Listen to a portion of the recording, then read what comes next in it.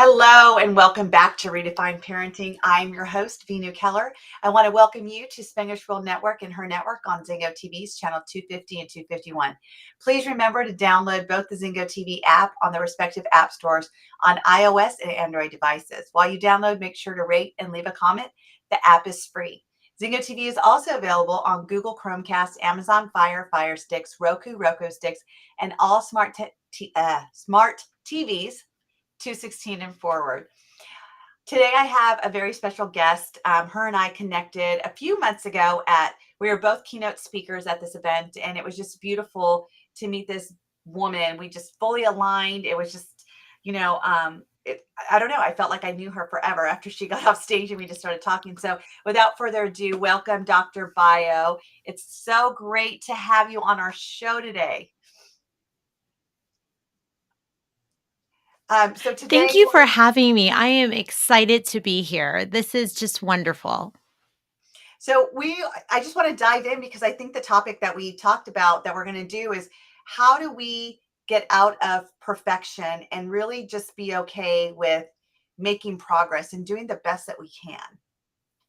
So, when we think about all of those things and how the amount of pressure that we put on ourselves every day and the guilt and all of these extra things that I call imaginary rumination that happens, and it really prevents us from just flourishing in whatever we're doing in each day.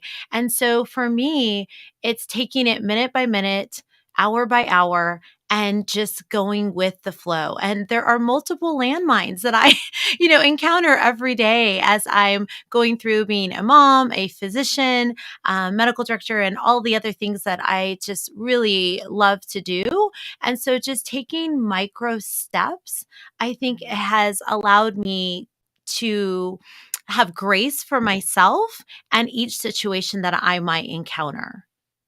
I think that you've hit the nail on the head exactly, because I think even with kids, they're doing that now.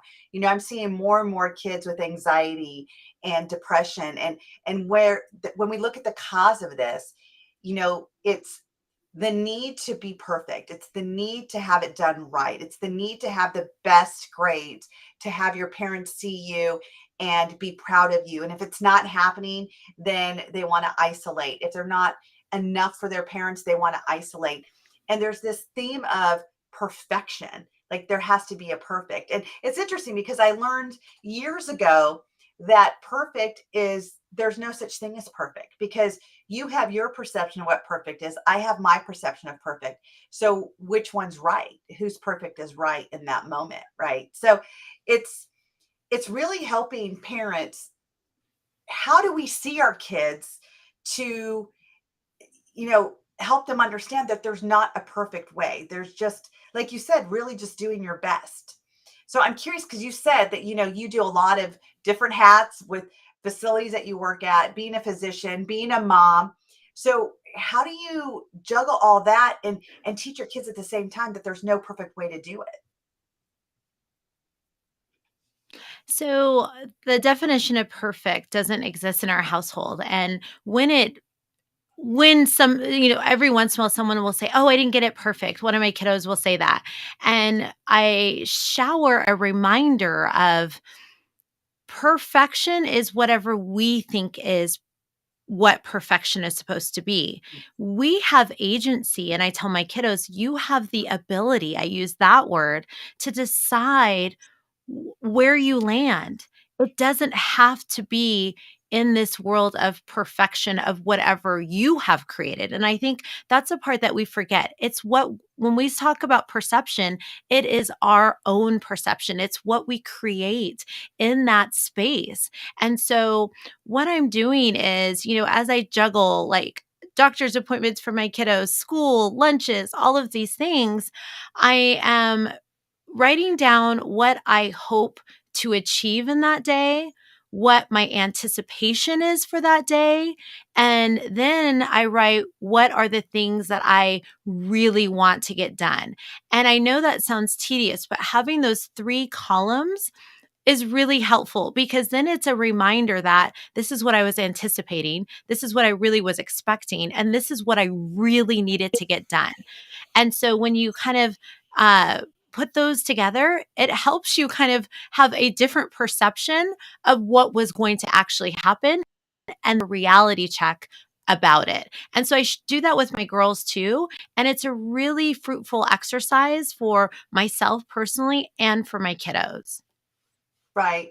And I think that, I mean, again, I think it's so important that we are exhibiting the fact that it's about doing your best. Like there is no perfect way to do it. And I also feel no matter what we do to influence our kids, there's a bigger influence sometimes outside the home when they're at school 8 hours a day and they're surrounded by their friends and they want to get it right. So, do you feel there's a difference between getting it right and getting it perfect?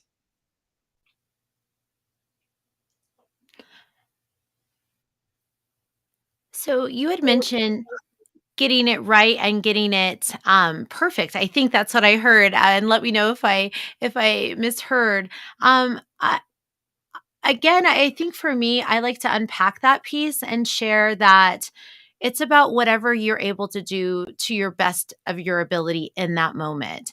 And the reason why I like to break that down is in that moment, there are so many different things that could be going on that could end up um, pivoting the way that you were hoping to get something achieved and done. And so I do think there's a distinction between the two, and being okay with just getting it done or getting it right. But either way, it's about how you were able to really fulfill that goal and get it done. Yes. And I think that kids misinterpret that, right? Because they are they understand at school to get a good grade, they have to get it right. They think 100 is I got to get 100 because that's perfect. And in all reality, 100 means is that you got everything correct. They're again taking away the perfect, right? You got it right. You got 100% of the questions right. That doesn't make it perfect, doesn't make it imperfect. It just makes it that you got them right. Because I'm noticing that a lot. When we talk about the subject, I'm noticing it a lot with especially the teenage clients that I work with, is that they're always striving for perfection. And as their coach, I help them to identify just that same question, what's the difference of right versus perfection? And in their mind and their perception, it's when I get it right, it is perfect. They're very synonymous. And for me, one thing that we really kind of focus on in our household is the fact that I want you to be challenged. Yes. I don't want you to get everything right. And so for my girls, I share with them, okay, so you received a great grade, but I want to see where you struggled and you didn't receive a good grade because that's how I know that you were challenged. And so one thing we do is we really celebrate those moments that are not of high achieving or considered the successes. We really celebrate those moments where you struggled, where you didn't do per se what perception states is well done. That is what we celebrate in our household. Those are the wins. And so if you struggled or you had issues and you became frustrated, that is a win in our household because when you become frustrated, that's how those synapses, that's how you grow in your personal, professional, anything that's happening. And in our household, for my little ones, that's how they're going to grow. And that's what I hope for, what will carry them forward as they get bigger and as they, are facing other issues or challenges in life. Yeah, I love that. One of the things that I've adopted through working with another company, um, one of our slogans is Dare to Suck. And I love that. And I teach that to my kids, dare to suck, because it takes off the pressure of having to be perfect. It's, and I was just, it's so funny that we're talking about this because I literally was just talking about this today twice to different clients about, you know, if you win a game and you bring home the trophy, you win it for the moment. It's an excitement, you celebrate. And yet when you lose the game, you get the forever lesson, you get the forever win, because there's things that you get to learn. It's not losing, it's learning. What opportunities did you learn that you can make it even better next time? And it's a lifelong lesson. So 6 years later, when you remember that game that you lost, you're not going to remember that you lost. You're going to remember the learnings that you got from it, and all that you got from that learning throughout the last 7 years that you're able to take with you. Because, like you, I believe the same thing. I tell my kids, I said, there's not perfect. It's not, I don't care if my kid is failing and they've done all their work. My concern is, what are they not obtaining in their mind to understand the process to get a better grade? Because all grades are is a scale of, are you understanding this information to move forward, or do you need some extra help because you're not obtaining it? And it's the difference of not putting emphasis that there's a perfect. It's, I care about if you're getting the education you need to keep moving forward in your life. And I'm going to tell you, it's not like that for everyone. Kids are getting in trouble if they have an F. And I'm not talking about an F where you didn't turn the work in, you're not making it. I'm not talking about that, because even I have boundaries at my house, right? Like, if you're putting more attention and intention on your friends and the computer and less on school, we're going to take that away until you could put that same intention on your schoolwork. And then we'll talk about social. So I'm not talking about that. I'm talking about these kids that literally do everything they can and they're still not doing great in school. And instead of punishing them, it's asking them better questions to help them. It's a progression. Like you said, it's not perfect, it's a progression. I think there's like a little delay in us. And I love that you mentioned, really leaning into that curiosity, those questions. And I do see patients. I think that's an opportunity to learn, figure out those reasonings or learnings behind what has happened. And that becomes your playbook on how you move forward. And so when my kiddos have had issues, I'm leaning into, so tell me more why you think that happened, and really being intentional with how I ask, so there's not a layer of judgment. And that takes time. And by no means, and I know all of us listening here, none of us are perfect as we talk about those words. But I really try to invest in, how can I really unlayer or give my best self to my kiddos when I'm asking those questions, because that part, that delivery, is really important and will impact what you get back from your kiddos to create that playbook. And so I really like to just kind of make sure that I'm just saying, tell me more. And I do that in healthcare, and I do that with my kids. And sometimes I might get those answers, sometimes I don't.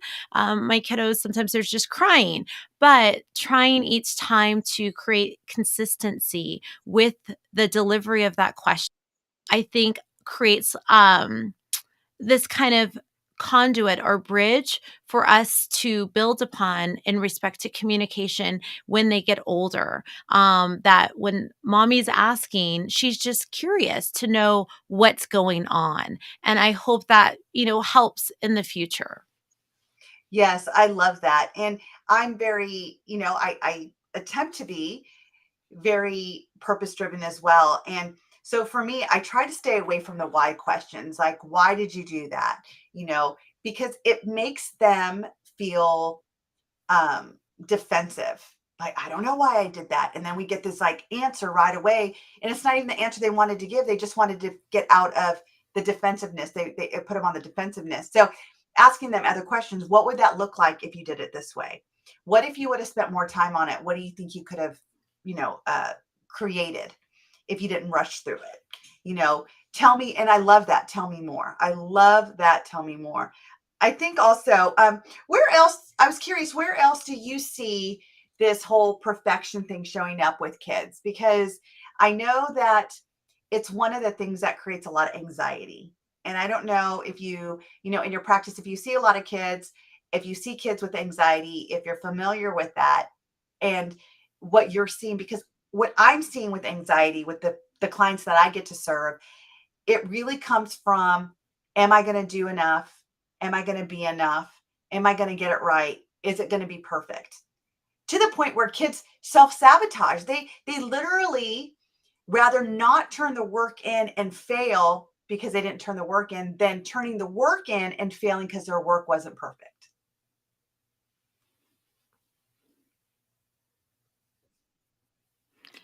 So, twofold. I see it in physical ailments where some of my and I see all ages, so and I love that part about my practice, I get to see everybody, I'll see kiddos that'll come in with specific ailments, and in my practice, it's always been important to me that I will check everything just to make sure that it isn't a physical ailment, that is actually happening, and so sometimes I'll see stomach pain, headaches, different things in that respect, and so I'll do what we call traditionally a workup and kind of making sure lab tests, physical exam, all of those things to make sure it's not correlated with something as far as a health condition or a disease or something of that sort. And when I've kind of ruled everything out and discovered possible social issues or things that are happening at school or at home, and sometimes we don't even identify, what is happening, that's when I've really heard about this kind of level of trying to achieve perfection in some sort of space. And it actually causes a physical condition to occur. And that we can't forget, and I always say this to my patients, that there's no rule that you can't have more than one thing going on at the same time. And I think we have to look at that because sometimes you could have a thyroid issue, you could have something else that could be causing anxiety, mental health issues, and so forth, but you could also have anxiety too.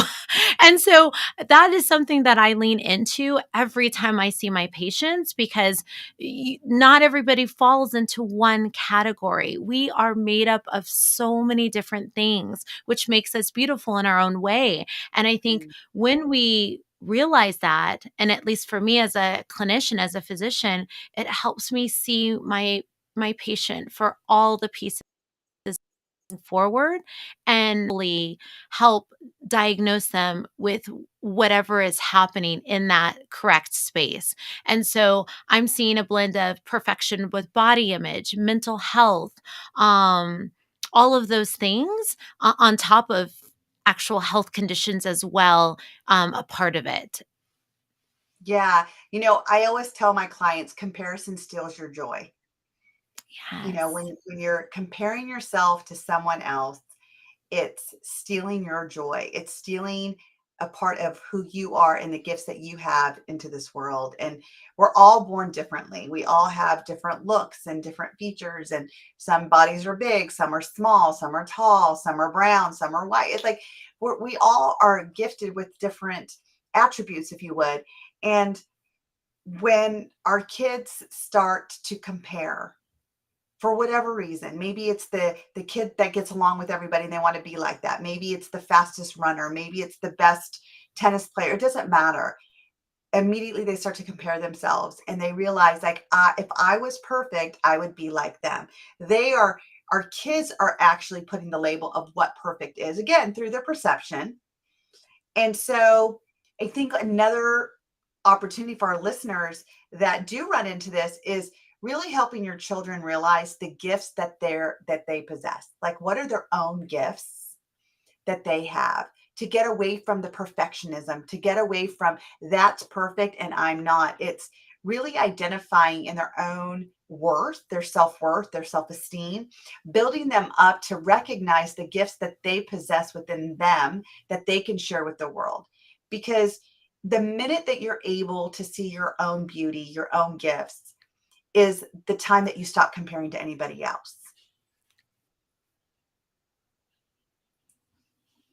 I agree. And I think we have to remind ourselves as adults that we have to do that too. And, it's a beautiful thing. Like when I look at my girls and how sometimes they'll put an outfit on or they'll just celebrate little small moments. I have pockets in my jeans and just the pure happiness of those kinds of things. And what a joy it is to really think about all of the beautiful things that we carry on ourselves every day. And I'm not talking necessarily material, I'm just talking about our skin, our attributes, all of those things that really make us up and that we get to have with us always is a beautiful thing, and it should be celebrated more. And so that's something in our household we try to think about every day. I love it. And, when we talk about doing our best, I think with kids, it's important, because I have 6 kids and it doesn't matter the oldest to the youngest. It's really identifying what is their own greatness because we all have greatness within us. And when they are able to really hone in on that greatness, they're able to do things that make them happy. They're able to see their happiness. They create their happiness. Like it's really helping kids understand that your happiness is not determined by someone else's behavior. You get to choose what happiness looks like to you. And if you don't like something about yourself, change it. What do you need to do to like about yourself? And it's asking them these questions. So we as parents can influence our kids more so than society. Because I'm going to tell you, nowadays, what people are seeing on TV, what people are talking about, it's not the same thing we're talking about in our household.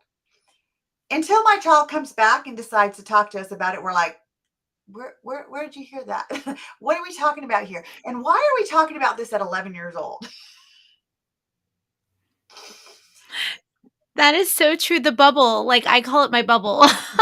My bubble continues to have little openings of the bubble I created from when they were a baby, and now new things have disrupted that bubble, and so what I experienced as a kiddo is so different based on what they are, and so I often think about this bubble that my parents, I'm sure, created as well, and so we have to kind of just lean into really continuing to love on our children in the way that they would like to be loved on. And I know that's a complicated and a weird way to say it, but when we think about what we just mentioned, asking, telling, loving all the things that are about you, that is really a way to provide love in all areas. And when they see that from you, it can be very helpful for them to start fostering it in themselves.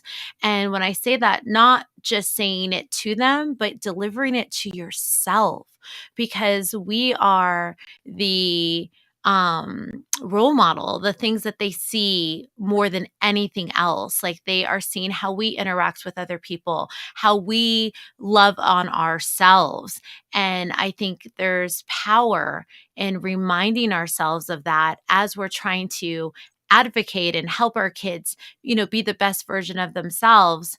I always go back to we still have to give ourselves the best version of ourselves. Absolutely, absolutely. And I think it starts with teaching our kids, like some of the questions that I ask, it's all about questions in my house. It's what is the best you look like? What is the best you look like at your sport? What is the best look of you look like at math? And it's like my kids are at different levels and they both have different answers, and that is okay. And I was like, absolutely, because if they can recognize that they're doing the best they can, and I can teach them to celebrate they're doing the best they can, I feel like that sets a standard for them versus thinking the word perfect is the standard. You know, it's like I tell them all the time, there's no such thing as perfect. I mean, I grew up wanting to be perfect. And that's probably why I grew up not feeling great about myself because the need to be perfect, I ended up comparing because that was my strategy. How would you know you're perfect? Well, I'm perfect if I look like that. I'm perfect if I do that. I'm perfect if I'm just like them because that was my standard of perfect. And I failed every time because no matter what I tried to do, I was never going to be white. I wanted to be white because all these, to me, that was perfect to be white. And, when I grew up, and guess what? It wasn't until I got into my 30s that I realized that I was perfect the way I was with my brown skin. Like I never really appreciated it because I had this illusion of perfect was being white. And it was just where I was surrounded with. And so I want to teach my kids better because if I could teach them better, then they can do better. Because once I knew better, I did better as well.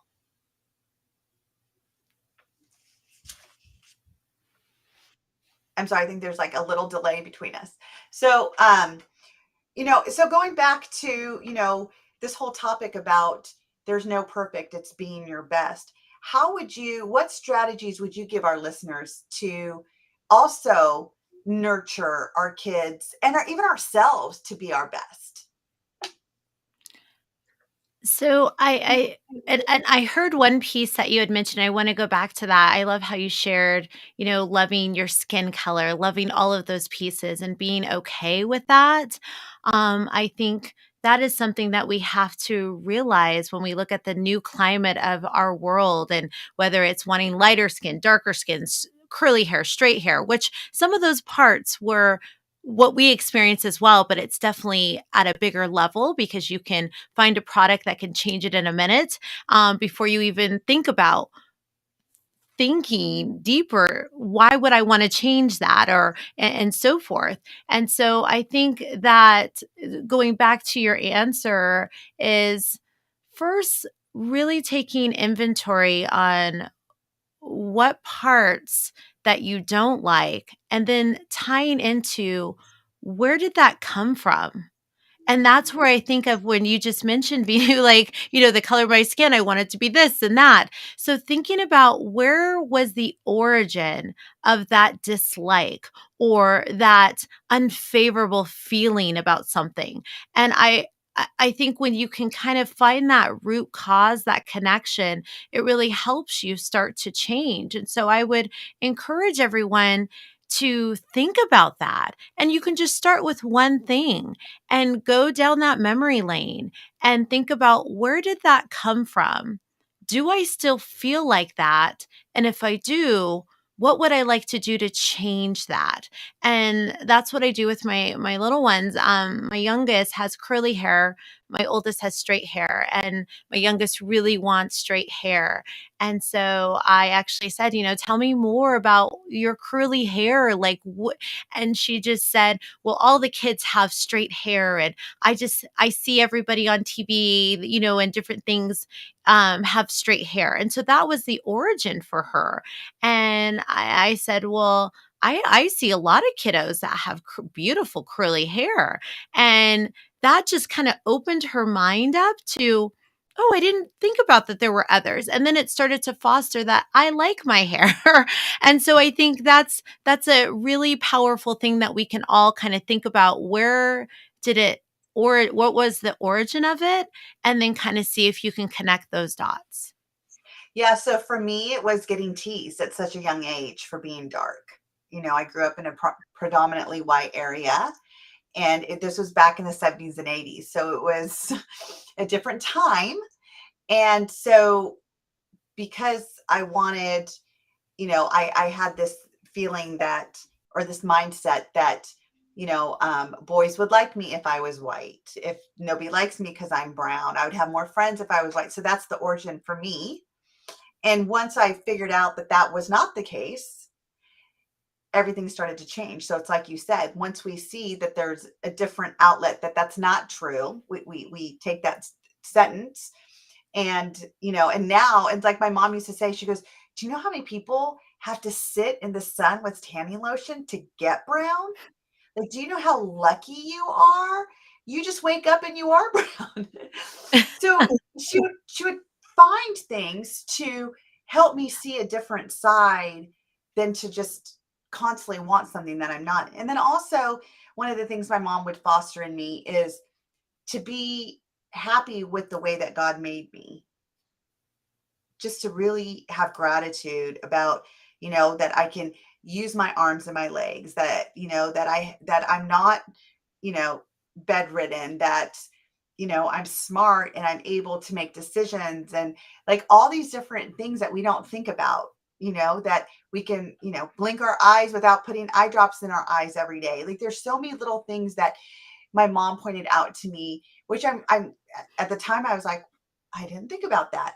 But now we don't think about that. We take so much for granted that we don't even realize how privileged we are to have our functioning. And you're a doctor, so I'm sure you see a lot of people with different ailments, right? That don't have every movement that we have and the opportunity for the life that a lot of us get to live. There's a lot of people with a lot of different ailments. So, I think it's important, like you said, is that we get to the origin of where that thought comes from and helping them realize that that's not really perfect. That, you know, Absolutely, it's absolutely. And, when I think of, my dad, and this part is important for me, and I always share this piece because he was instrumental in what I do every day and what my goals are when it comes to really helping, health equity and all the other things that I'm passionate about. I grew up going to different places, volunteering at food banks, going to advocate or different webinar or not webinars, sorry, different rallies, just trying to advocate for change. And at that moment, I didn't really know what I was holding as far as a sign or what I was doing when I was filling bags. I knew somebody was in need. And that really set or created a blueprint for me for my life moving forward because although I didn't know what sign or necessarily see the family that I was helping, I knew I was doing something for someone that didn't have what I had and in respect to what I was giving forward. And so that has come full circle for me in my life to this day. And my dad, as you know, he was 99 years old and he was a triple war veteran, World War II, Korean, and Vietnam, and the things that he saw and faced, but still was really able to know that things are he had it better than somebody else even through everything that he faced. And so he put that forward for me, and that's what I try to carry forward for my girls and actually use it as a part of my life principles every day. That is so beautiful. So, so beautiful. And, that's one of the things that my husband and I do with our children. I created a basket brigade here in our town for several years. And even though I'm not a part of Rotary now, they still continue to do that, and just it's that ripple effect. And it's, our kids bringing my kids into this when they were so young and just being able to deliver full baskets to families that couldn't otherwise afford it, and my kids just getting that realization that they had a little part in making this Thanksgiving special for another family, and the gratitude that they were able to have just by doing these volunteer experiences. And we do take our kids to different opportunities to volunteer, because I think that, like Dr. Bio was saying, how it helped create the character that she is today because her dad gave her those opportunities. And yeah, I think it's important, us parents, when we're talking about um being able to teach our kids something that they can carry on in their life. So we're taking them away from perfection. We're taking them into doing the best that they can, being the best that they can. One of my friends say, you can have the best life and not be the best you, but when you are the best you can have the best life. And I think that is so important for us to be able to continue to teach this to our kids, you know, especially now when the world is changing and there's so much uncertainty going on. What is perfection? What are we as parents teaching our kids in this time and day of what perfection is versus what can it be if we're just doing our best? So another opportunity that for our listeners is to teach our kids about doing our best is getting involved with them and really helping them understand like what the standards are. One of the things that strategies I put in my, I have a video course called Crack the Code to Parenting. And what I say is when you are setting standards for your kids, it's they'll always feel like there's perfect when they come home, when you come home and you're like, oh, the counters aren't clean, you didn't sweep right, because now in their mind it wasn't perfect. So instead of that, help set the standard with your kids. The first time they're doing it, teach them, then say, look, I'm getting the counters. Notice how I'm moving everything back and I'm getting the crumbs outside of it. With the broom, look, I'm getting all the corners. I'm not just sweeping the main area. I'm getting everything underneath the cabinets. And so they have an idea of what the standard looks like. So they actually can have something to compare it to. So they're not feeling that they have been, they're not perfect. It's there's a fine line with setting a standard and helping your kids reach that standard versus saying that this is the only way to do it and this is what perfection is. It's really about teaching our kids, do the best you can and don't be afraid to ask for help. I think that's one of the things that Dr. Bayo was saying when she was on, and hopefully she'll come back, is that, you know, getting the communication with your kids and how important that is. So she asks them when she asks them questions, she's always, tell me more. Tell me more. How can we, how can I support you even more? And I think that's really important with our kids in all facets of life, whether it's school, whether it's doing chores, whether it's, even the challenges that they go through with their friends. It's being able to have that curiosity with them, to be able to be open with your kids so they don't feel judged. My daughter came to me the other day and my husband and was talking about a subject. And she says, if I was like this, would you judge me? And my husband and I are like, no. And here's the beauty of it, the fact that she was willing to ask instead of just think that she can't talk to us about it because what if we do judge her? And another thing is asking your kids, what does judgment look like? Because if I tell you no, that doesn't mean I'm judging you. It's just I'm telling you no. It doesn't mean that you're right or you're wrong. One of the things that I think we should be doing for our kids is teaching them to accept no and not manipulate around it or not be upset about it. Maybe even ask better questions around it. When I was little, my mom would tell me no, and feel so disappointed, just like our kids do, right? They want something.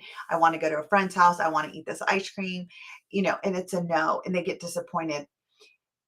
It's explaining to them, though. It's giving them the reason. It's helping them understand what the no means instead of just no and cutting it off. Because I'm going to tell you, it helps build that communication.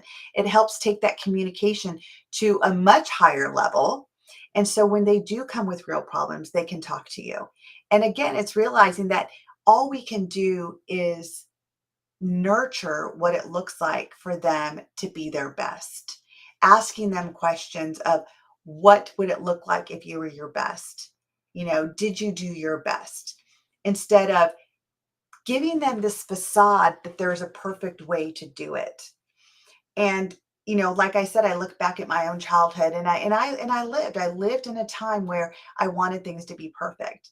And it was probably about 2008 when I realized that there was no such thing as perfection. And because my perfect was not the person who may be judging or wanting something different, their perfect was different from my perfect. And to this day, I will say sometimes I get caught up in that. It's like, did I do it right? Did I do it right? And really what we're asking is, did I do it perfect? Will I be chosen now? Will somebody accept me? Will I be the one on that team if I do it perfect or do it right? And honestly, you just got to let go of that. You have to really be in the mindset of it's not about perfect. It's really about doing our best and how we can do our best. So, I don't know if Dr. Bayo is going to come back on or not. So I'm just going to ramble on for a few more minutes. One of the things that the challenges I see with our kids is about disappointing our parents. And so if we can really support our kids again in understanding that we have to have standards, because if we don't have standards, it's like throwing a dart without a target. We're just going to be throwing empty darts. So it's creating goals, it's creating standards. But again, Dr. Bayo, thank you for joining us back. One of the things that I was saying is that it's, instead of giving our kids something to do and then scolding them they didn't do it right, to do it with them the first time. Set the standard by showing them what it looks like, like doing your chores or whatever. And so it's really about honing in on getting away from the perfection and getting there. Like you were saying, there is a difference of doing it right and doing it perfect. There are things that we do right, and there's some things that, like you said with your kids, like it's okay to do it wrong because we're going to learn in it. So, just going forward is really helping our kids really, number one, either have goals that they can reach or have standards, and teach them about the standards instead of dictate about the standards. That part is so important. And when you were mentioning, showing them how to do a specific chore in advance, and I think also thinking about the little pieces that they said, "Yes, I'm gonna help with that chore." And I know that sounds really kind of condescending and sounds strange. Why should I, like, thank them for doing the little, like, a chore, or doing it even if it's considered not the best? But I think when you do that, then it opens up the conversation that, okay, I she really means what she says, that it doesn't have to be at its best. She's just happy that I put effort behind it. And we often forget effort should be celebrated. And so whether it's a chore, whether it's something that is an actual subject, or an accomplishment with a sport, or something like that, effort matters. And I think that also helps your child feel like they can see a path of, this is important. It's not about the ultimate goal. It was, what did I put forward towards that goal? Mhm. And I love that you say celebrate the effort. I think celebration is one of the biggest things that we can teach our kids. And I actually have it in my book, Teach Your Children That They're Enough. That's like the third thing about building, the third chapter of building your kids' self worth is teaching them to celebrate. Celebrate their wins, celebrate their losses, or what I say, learnings. If they win every time, what are they learning? However, if you give them opportunity to not win and you give them opportunity to learn, how are you setting them up? And one of the things I was mentioning, Dr. Bayo, was teaching our kids to really accept the word no. Not no as a punishment, but when you tell your child no, explain to them, no, you can't have ice cream right now, sweetheart. You're going to bed in 30 minutes and your blood sugar rises. And that is not a great thing to do when you're trying to get a good night's sleep. So they understand that no is not bad. No, one of my mentors, Les Brown, he says, let no be your vitamin to life, to create the optimal life. Don't take no as something to discourage you by. Take no as something to empower you by. And if we could teach our kids that now, because I was saying when I was little, I didn't like no's. I was very discouraged because it was a no, I'm your mom. That's why. That was it. Instead of, it's a no, not now. No, because of your health. No, because I love you. No, because I want you to be safe. And it gives also that opportunity to open up that communication, so it's open, safe, and trusting, and your kids don't feel judged, and that they can come to you and talk to you. Providing an explanation is so important. And now, you don't always have the time to do that. Of course, as many of us, many people listening right now, sometimes we're just trying to save their life from, walking in front of a car and all those things. We don't have time to be like, I'm not going to explain my no. So it's important that I mention that part. But there are times where just an extra 5 to 10 seconds of giving an explanation um can really help your child build a catalog of reasonings, and those reasonings can be a building block for what they move forward in understanding certain situations, people, different things. And then they can go back and circle back to it and think, oh, that's right. That no was because of this. And then kind of put all of those pieces together. And when you have that, that becomes a sentence or a memory to help moving forward when you may face that same situation or something similar. Yeah, I love that. I love that explanation. And you're right. There's times I'm going to tell you no, and I don't have time to explain it, but maybe I'll get back to that. No, you may not eat that terrible thing like right there, like dirt or my kiddos, I don't know, had affinity that were not edible. So so yes. And here's what I think about that's beautiful about this topic that we brought today is that if we could teach our kids this now, we are setting them up to win in their life as an adult. Because I can personally say from my own life that part of my hindrance in my growth in my younger years was not feeling like I was getting it done perfectly, not knowing how to make it perfect. And again, it wasn't until I was in my, mid 30s that I realized that perfection doesn't even exist. It's an illusion that I had created, the meaning I was giving things. And my whole world changed and I catapulted in my growth once I let go of that. So as parents, if we can really give our kids that gift of knowing there is no perfection, there's just the best that we can do in that moment, then we are really giving them an opportunity to grow into an adult that's going to prosper in their life. And they're not going to have to learn it in their 30s.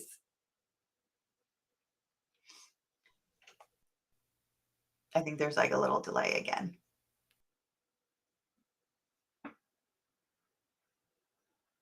And information allows you feedback. That feedback shapes what you do moving forward. But you can't get the feedback if you're just or if you're trying to achieve perfection, because that means supposedly our own perception that it's perfect. And when it's perfect, there's no room for growth. There's no feedback. There's not any errors.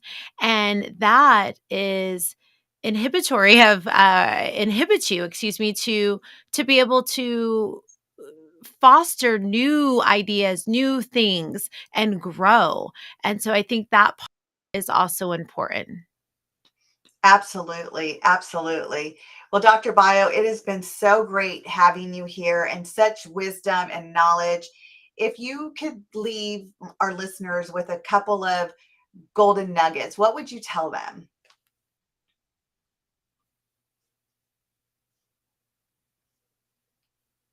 I would say give yourself grace, give your children grace. And through that, you can create your own perception of what is important to you, your child, and how you want to move forward. And so grace, I would say, would be the biggest thing. Allow yourself grace. I love that. And that is so important. And I just want to piggyback off that because it's something that you said in the beginning of our show. It's your kids are watching you. So give yourself grace and give them grace. It is so important. We are ready to give our kiddos everything we've got. We have to give ourselves everything we have, because without it, you can't give your children what you want them to have if you haven't done it for yourself. 100%, 100%. Word from the wise, guys. Word from the wise. Thank you again, Dr. Bayo, for joining our show tonight. If you're finding value in the conversation here in our show, please join our Redefine Parenting group on Facebook for more tips and conversation. Thank you for joining the conversation tonight. Again, together we can give kids a childhood they won't have to heal from.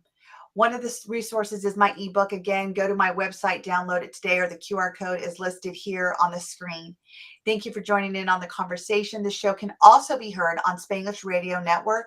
Please check out www.spanglishworld.ca for all your news and programming. Spanglish World, watch it, hear it, read it, download it, and live it. Thank you for having me.